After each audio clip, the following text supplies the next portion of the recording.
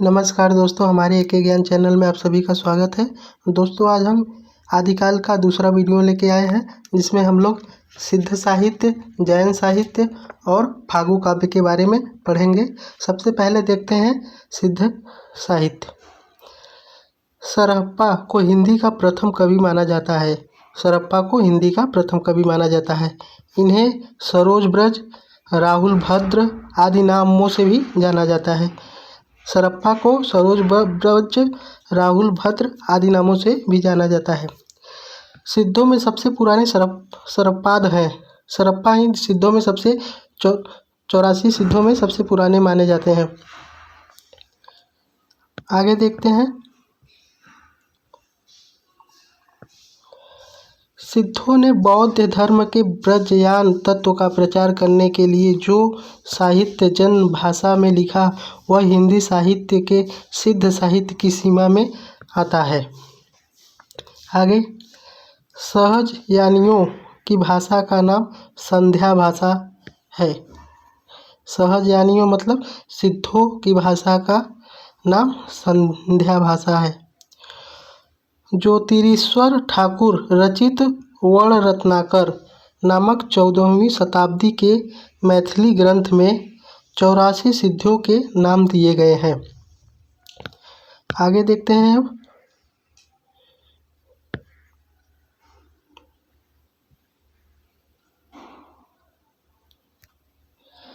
राहुल संस्कृत्यायन ने सरहप्पाद का समय 769 ईस्वी स्थिर किया है। राहुल संस्कृत्यायन ने सरहप्पा को 769 ईस्वी बताया है। विनय तोष भट्टाचार्य ने सरहप्पा का समय विक्रम संवत 690 और ईस्वी में 633 ईस्वी को बताया है। इनके लिखे 32 ग्रंथ बताए जाते हैं, जिसमें दोहा कोश प्रसिद्ध है। सरहप्पा के 32 ग्रंथ बताए गए हैं, जिसमें दोहा कोश प्रसिद्ध है। महामहोपाध्याय हर प्रसाद शास्त्री द्वारा संपादित बौद्ध गान ओ दोहा सरहप्पा और कृष्णाचार्य का दोहा संग्रहित है। हर प्रताप शास्त्री के द्वारा संपादित बौद्ध गान ओ दोहा में सरहप्पा और कृष्णाचार्य का दोहा संकलित किया गया है। आगे देखते हैं।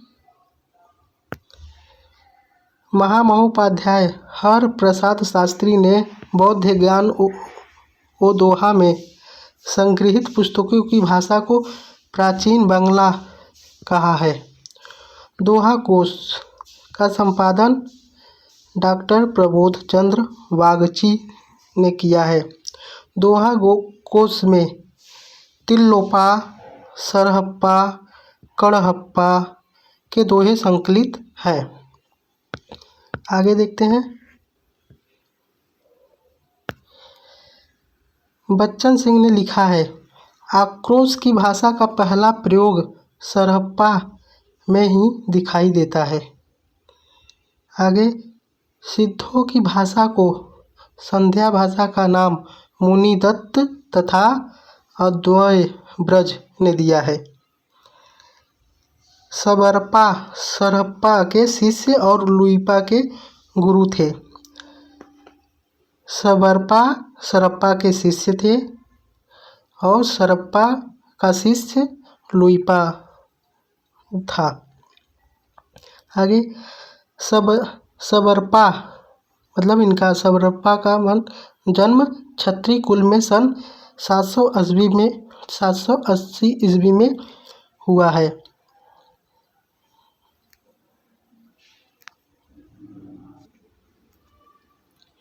चर्यापद सबरपा की प्रसिद्ध पुस्तक है।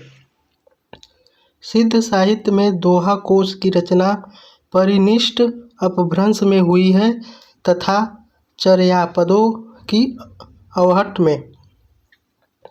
दोहा कोश की रचना अपभ्रंश में और चर्यापदों की रचना अवहट में हुआ है।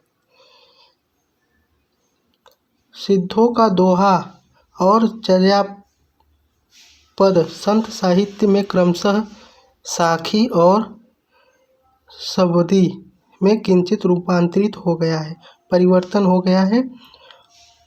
दोहा का साखी में और चर्यापद का शबदी में।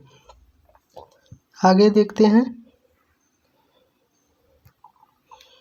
लुइपा का जन्म राजा धर्मपाल के शासनकाल में सन 773 ईस्वी में एक कांस्य परिवार में हुआ था। कांस्य परिवार में हुआ था। लुइपा सबरपा के शिष्य थे। लुइपा सबरपा के शिष्य थे। 84 सिद्धों में लुइपा का स्थान प्रथम था तथा सबसे ऊंचा इन्हीं को माना जाता था। लुइपा 84 सिद्धों में प्रथम स्थान रखते थे और उनको सबसे ऊंचा माना जाता था। आगे अब देखते हैं। लुइपा साधना में इतने ऊंचे थे कि उड़ीसा के राजा दारिकप्पा और उनके मंत्री डेगिप्पा इनके शिष्य हो गए थे। डोमिभिप्पा का जन्म मगध के क्षत्रिय वंश में सन 840 ईस्वी के आसपास हुआ। इनके द्वारा रचित 21 ग्रंथ बताए जाते हैं, जिनमें डोम्बिप्पा गीतिका, डोम्बी गीतिका, योगचर्या, अक्षर द्विकोशपदेश आदि प्रसिद्ध हैं। डोमिभिप्पा विरूपा के शिष्य थे। आगे देखते हैं। कडप्पा सिद्धों में सर्वश्रेष्ठ विद्वान तथा सबसे बड़े कवि थे। कडप्पा सिद्धों में सर्वश्रेष्ठ विद्वान एवं सबसे बड़े कवि थे। कडप्पा का जन्म कर्नाटक के ब्राह्मण वंश में सन 820 ईस्वी में हुआ था। राहुल संस्कृत्यायन के अनुसार कडप्पा पांडित्य और कवित्व में बेजोड़ थे। राहुल संस्कृत्यायन मानते हैं कि कडप्पा पांडित्य और कवित्व में बेजोड़ थे। आगे, कडप्पा बिहार के सोमपुरी स्थान पर रहते थे तथा जलंधरप्पा को अपना गुरु बनाया था। कडप्पा के गुरु जलंधरप्पा हैं। आगे देखते हैं। अब हम लोग जैन साहित्य पढ़ेंगे। सिद्ध साहित्य के महत्वपूर्ण बिंदु हो गए। अब जैन साहित्य देखते हैं। इसमें देखते हैं, जैन साधुओं ने अपने मत का प्रचार हिंदी कविता के माध्यम से पश्चिमी क्षेत्र में किया। जैन साधुओं ने अपने मत का प्रचार हिंदी कविता के माध्यम से पश्चिमी क्षेत्र में किया। आगे देखते हैं। रास काव्य परंपरा में प्राचीनतम ज्ञात ग्रंथ रिपुदारण रास है। रिपुदारण रास है। डॉक्टर दशरथ ओझा इनका समय 905 ईस्वी बताया है। रिपुदारण रास संस्कृत भाषा में लिखा है तथा इसमें अभिनय, नृत्य और गान इन तीनों तत्वों का मिश्रण है। जिनदत्त सूरि द्वारा रचित उपदेश रसायन रास अपभ्रंश भाषा का सर्वप्रथम रास ग्रंथ है। जिनदत्त सूरि द्वारा रचित उपदेश रसायन रास अपभ्रंश भाषा का सर्वप्रथम रास ग्रंथ है। अपभ्रंश भाषा का दूसरा रास या रासक काव्य अब्दुल रहमान द्वारा रचित संदेश रासक है। अपभ्रंश भाषा का दूसरा रास या रासक काव्य अब्दुल रहमान द्वारा रचित संदेश रासक है। आगे देखते हैं, हिंदी का प्रथम ऐतिहासिक रास ग्रंथ पंच पांडव रचित रास, ये ग्रंथ है पंच पांडव रचित रास है। हिंदी का प्रथम ऐतिहासिक रास ग्रंथ पंच पांडव रचित रास है। पंच पांडव रचित रास के लेखक शालिभद्र सूरि द्वितीय को माना जाता है। इनका रचना काल 1350 ईस्वी था। मुनि जिन विजय डॉक्टर दशरथ ओझा, डॉक्टर गणपति चंद्रगुप्त ने श्री शालिभद्र सूरि द्वारा रचित भरतेश्वर बाहुबली रास को हिंदी जैन रास परंपरा का आदि काव्य माना है। श्री शालिभद्र द्वारा रचित भरतेश्वर बाहुबली रास को हिंदी जैन रास परंपरा का आदि काव्य मुनि जिन विजय, डॉक्टर दशरथ ओझा, डॉक्टर गणपति चंद्र गुप्त ने माना है। आगे देखते हैं, डॉक्टर गणपति चंद्रगुप्त ने शालिभद्र सूरि को हिंदी का प्रथम कवि माना है। डॉक्टर गणपति चंद्रगुप्त ने शालिभद्र सूरि को हिंदी का प्रथम कवि माना है। आगे देखते हैं, भरतेश्वर बाहुबली रास की रचना 1184 ईस्वी में हुई तथा इस ग्रंथ में भरतेश्वर तथा बाहुबली का चरित्र वर्णित है। यह ग्रंथ 205 छंदों में रचित एक सुंदर खंड काव्य है। आगे देखते हैं, भरतेश्वर बाहुबली का संपादन मुनि जिन विजय ने किया है। भरतेश्वर बाहुबली का संपादन मुनि जिन विजय ने किया है। प्रसिद्ध जैन आचार्य देवसेन कृत श्रावकाचार को डॉक्टर नगेंद्र ने हिंदी का प्रथम रचना माना है।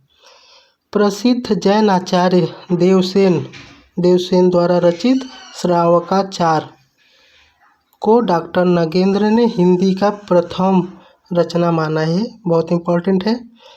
आगे, देवसेन ने सन 900 ईस्वी में श्रावकाचार की रचना की। श्रावकाचार में 250 दोहों में श्रावक धर्म का प्रतिपादन किया है। आगे देखते हैं, देवसेन के अन्य ग्रंथ नयचक्र, दर्शनसार, भाव संग्रह, आराधनासार और तत्वसार तथा सावक धम्य दोहा। इन ग्रंथों में नयचक्र बहुत प्रसिद्ध है। देवसेन की अन्य ग्रंथों में नयचक्र बहुत प्रसिद्ध है। देवसेन के नयचक्र को लघु नयचक्र का नाम भी दिया गया है। बृहद नयचक्र की रचना देवसेन के शिष्य माल्यधवल ने किया है, जो कि देवसेन के नाम से प्रसिद्ध है। बृहद नयचक्र की रचना देवसेन के शिष्य माल्यधवल ने किया है, जो कि देवसेन के नाम से ही प्रसिद्ध है। आगे देखते हैं, बृहद नयचक्र का वास्तविक नाम दव्य सहाव पयास, जिसे द्रव्य स्वभाव प्रकाश है। पहले यह ग्रंथ दोहाबद्ध में था, किंतु बाद में किसी शुभचिंतक के कहने से प्राकृतिक में गाथाबद्ध कर दिया। दोहाबद्ध से गाथाबद्ध कर दिया प्राकृतिक में। द्रव्य स्वभाव प्रकाश, दव्य सहाव पयास पहले पुरानी हिंदी या अपभ्रंश भाषा में लिखा था। पहले पुरानी हिंदी या अपभ्रंश भाषा में लिखा था, लेकिन अब प्राकृतिक भाषा में मिलती है। आगे देखते हैं। दव्य सहावपयास माइल धवल की रचना है, ये ऊपर पढ़ चुके। शालिभद्र सूरि के बुद्धिरास नामक ग्रंथ का संग्रह उनके शिष्य शिवी ने किया था। शालिभद्र के बुद्धिरास नामक ग्रंथ का संग्रह उनके शिष्य शिवी ने किया था। आगे, आशुन नामक कवि ने जालौर में प्रसिद्ध 1200 ईस्वी के आसपास 35 छंदों का एक लघु खंड काव्य चंदनवाला रास नाम से लिखा। आगे देखते हैं। आशुन ने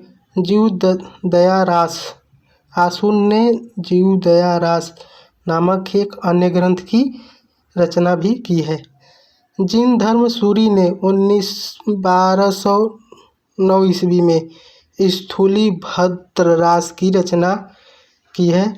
स्थूलीभद्र रास में रचयिता का नाम जीणधाम मिलता है, जो जिन धर्म का ही पर्याय समझा जाता है। आगे देखते हैं।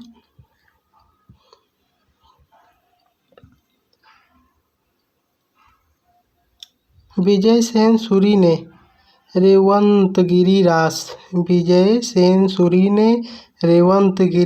रास की रचना 1231 ईस्वी के आसपास किया है। रेवंतगिरी रास में जैन तीर्थ रेवंतगिरी तथा तीर्थकर नेमिनाथ की प्रतिमा के महत्व का प्रतिपादन ऐतिहासिक एवं पौराणिक इतिवृत्त तथा प्राकृतिक सौंदर्य के आधार पर किया गया है। रेवंतगिरी रास को ही भांति कवि पल्हड़ द्वारा रचित आबू रास 1232 ईस्वी में जैनियों के प्रसिद्ध स्थान आबू मंदिर का वर्णन किया गया है। मुनि सुमतिगढ़ी ने नेमिनाथ रास में जैन तीर्थकर से नेमिनाथ के चरित्र का वर्णन अत्यंत संक्षेप में किया है। नेमिनाथ रास की रचना 1213 ईस्वी में, इसमें 58 छंद हैं। अब आगे देखते हैं।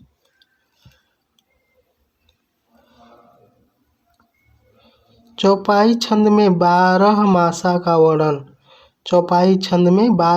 का वर्णन विनय चंद्र सूरि द्वारा रचित नेमिनाथ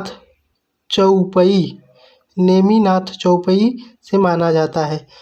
जो 12 मास का वर्णन किया गया है, विनय चंद्र सूरि की रचना नेमिनाथ चौपई से माना जाता है। विनय चंद्र सूरि की अन्य रचनाएं मल्लीनाथ महाकाव्य, पार्श्वनाथ चरित्र, कल्पनिरुक्त, अवएशमाला, कहाड़यक्षप्य आदि है। इस प्रकार जैन साहित्य खत्म हुआ। आगे अब देखते हैं फागु काव्य। जो भी हमारे चैनल पे नए हैं वो कृपया सब्सक्राइब कर दें हमारे चैनल को, वीडियो को लाइक करें और अपने दोस्तों को भी शेयर कर दें। आगे देखते हैं फागु काव्य।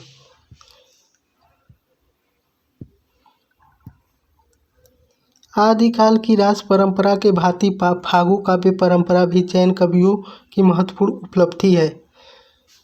फागु शब्द की उत्पत्ति संस्कृत में फल्गु मतलब बसंत, प्राकृतिक के फागु और हिंदी के फाग से मानी जाती है।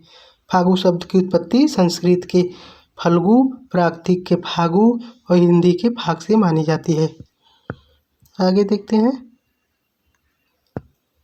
फागु काव्य परंपरा का सर्वाधिक प्राचीन ग्रंथ जिनचंद्र सूरि द्वारा रचित जिनचंद्र सूरि फागु जिनचंद्र सूरी द्वारा रचित। जिनचंद्र सूरी फागु 1284 ईस्वी में है।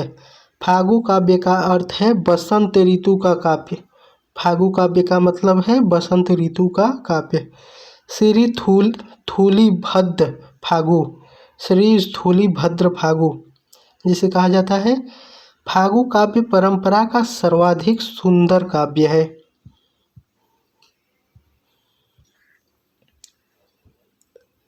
आगे, श्री नेमिनाथ फागु की रचना राजशेखर सूरी ने किया। श्री नेमिनाथ फागु यह रचना राजशेखर सूरी ने किया है। श्री नेमिनाथ फागु की रचना 1350 ईस्वी में हुई, जिसमें नेमिनाथ एवं राजुल के विवाह की घटना का चित्रण है। डॉक्टर माता प्रसाद गुप्त ने परिश्रम पूर्वक बसंत विलास फागु का संपादन किया तथा इसका समय 13वीं शताब्दी बताया है। आगे देखते हैं। बसंत विलास फागु 84 छंदों में रचित एक श्रृंगालिक काव्य है, जिसमें बसंत और स्त्रियों पर उनके विलासपूर्ण प्रभाव का मनोहारी चित्रण है। वीडियो देखने के लिए आप लोगों का बहुत बहुत धन्यवाद। दोस्तों, हमारे एक ज्ञान चैनल को आप लोग सब्सक्राइब कीजिए। बहुत बहुत धन्यवाद।